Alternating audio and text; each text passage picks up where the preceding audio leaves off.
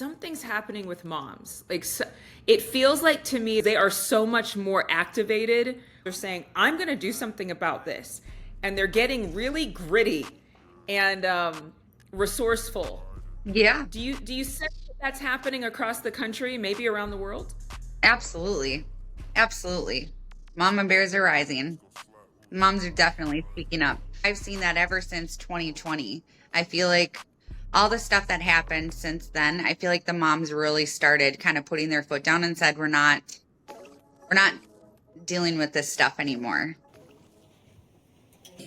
Your name and address? Jenny Erickson, Elk River. Okay. I came here tonight to talk to you guys about the high school Little Theater. And I want to preface this by making it clear that I did not come here to ask you for any more money. I know that the city already graciously donated over $500,000 back in 2002.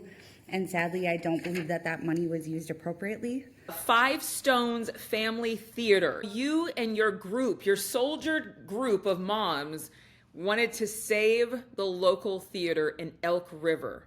So what went down? Me and three other theater moms.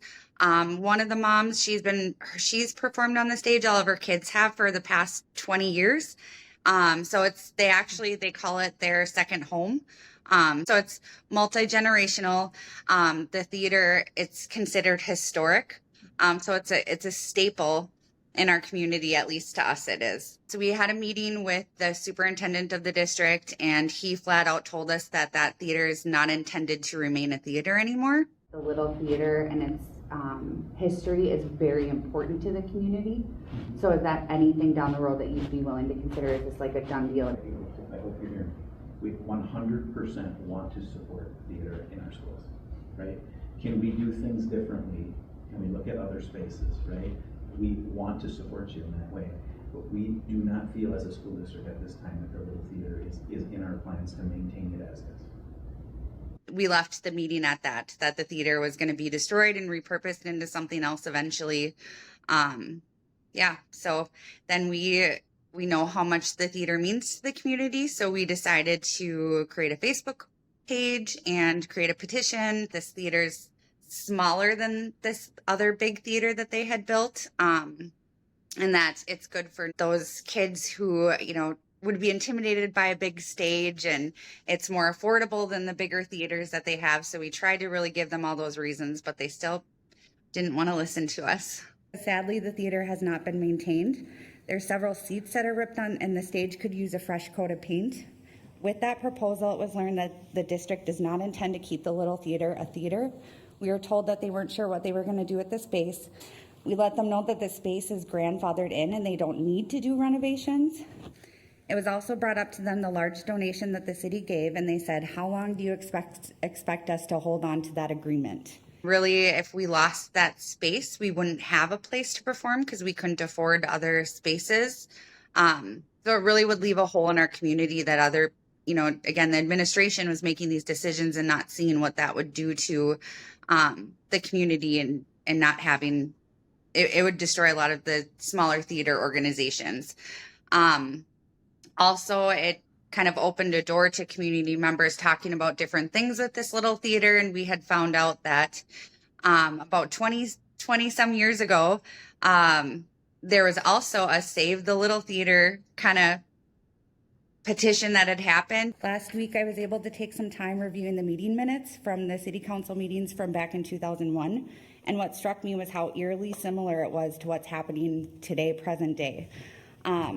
Even down to the tagline, Save the Little Theater, and needing $2 million to renovate this space. Mayor Dietz, I think I saw your name there. I think you were a city council at the time, so you're probably very familiar with this. Yes.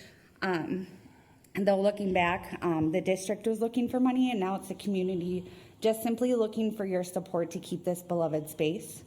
Some people had gone to the city hall and were saying the city wasn't providing a space for the arts. And the school district went to the city and said, we have this Little Theater, but we need to build an art room. And if we don't get X amount of money, then we have to get rid of this theater. So in order to save the theater for the community to use, we need money. So the city gave the school district $563,000 to save this theater so that the community would have this as a place to perform. In that deal, so I can't even tell you how many hours reading meeting minutes from 20 years ago from the city council to see what took place back then. But part of the deal was the city council and community arts groups would get priority scheduling for the little theater. And they would also, the school district agreed that they would put in new carpet and seating. So that was interesting to all find out because the carpet and seats have never been replaced. It's the same carpet and seats from the 70s. I brought this to the school district and nobody can tell us what happened to that money. I've also heard that it's in question if the $500,000 given to the district was in fact a donation or purchase. Please help us investigate this. The city council basically said, we gave the money and it was out of our hands. It was a donation. And the school district says, we built an art room, but they can't prove that they ever built an art room. No one can even show me that art room in the high school. So it's, yeah, that one we still don't have answers for. And so they're not, in your conversations with the school board or with the city, nobody's obligated to tell the community what they did with over $500,000 for a resource for public schools. The answers that they give is they built an art room. And so that's how they're answering the community. The only thing that they were able to tell us is they showed us a bid from before they got the money of how much it would cost to build this art room. But they can't show any receipts from after that if the art room was actually built and how much money was spent on it. Just under the past 2 years for past, present, future use of the theater and any plans to repurpose it, and it came up with 37,000 documents. So you can't tell me that a useless space would have that much information attached to it. You just did all the research that somebody would if they were doing an investigative piece. Yep, sure did.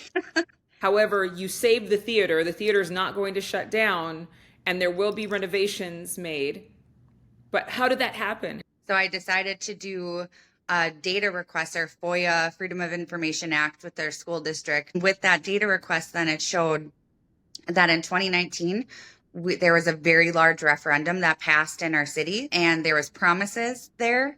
That the first bullet point was to renovate and improve the theater in Building C, which is the little theater. So in the data request, there was a email communication that said, here's what we promised in the referendum, but what if we repurpose instead? Because I found that it was a referendum promise that they were intending to break, I then brought that to the current school board and said, because we're going to be looking at another referendum in 2026, and said, how do you expect voters to ever vote for a referendum again if you are breaking your referendum promises from 2019? And that is what saved the theater. So they agreed then to save the little theater and to put in the carpeting and the seats that were promised. Because twice now they've broken their promises to uphold that space. So they did it, vote and agree that hopefully this winter, they'll do those improvements.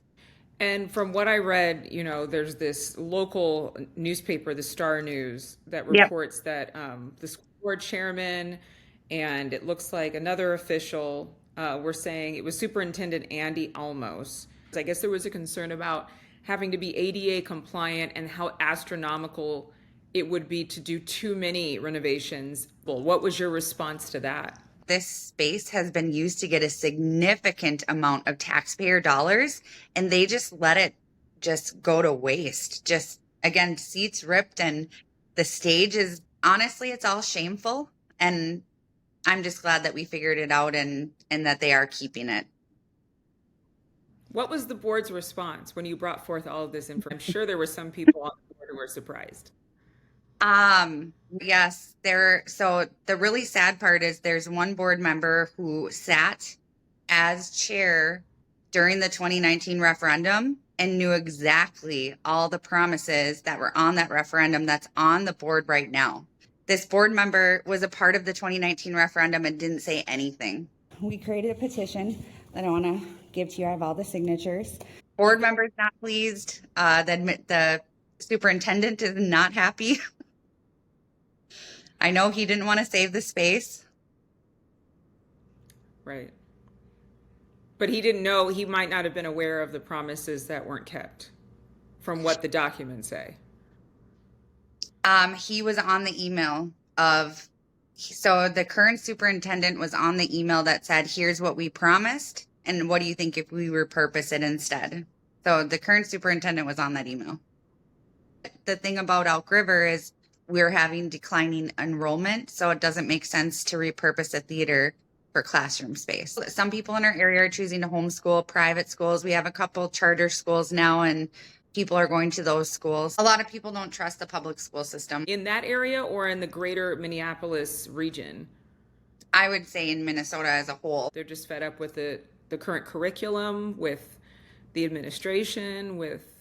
Yep, our Minnesota Department of Education pushes a lot of stuff that a lot of people don't agree with, and it filters down into the public schools. It's required curriculum. We have had some huge curriculum changes here in Minnesota that a lot of parents don't agree with, and so are trying to move to homeschool or private school. In Minnesota, according to CBS News, this is from just this year, Minnesota homeschool totals are up nearly 40% from prior to 2020.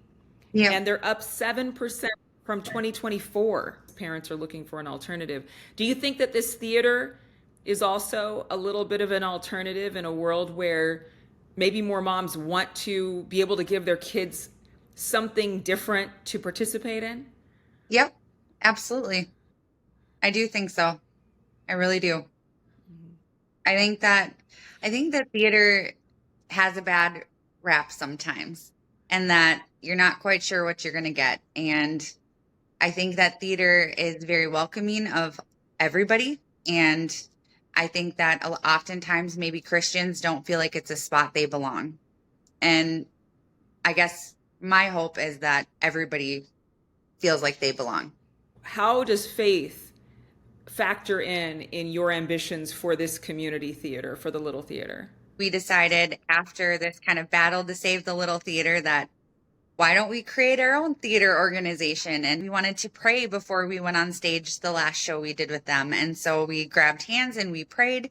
And it was really cool because some of the other moms and kids jumped in and just broke our hands and grabbed hands and joined in our circle and prayed with us. That's really why we started Five Stones Family Theaters, so that we could have those moments like that and decide that that's okay to have, that we don't have to go off into a separate hallway away from everybody because we're not making people uncomfortable, because this isn't our theater organization.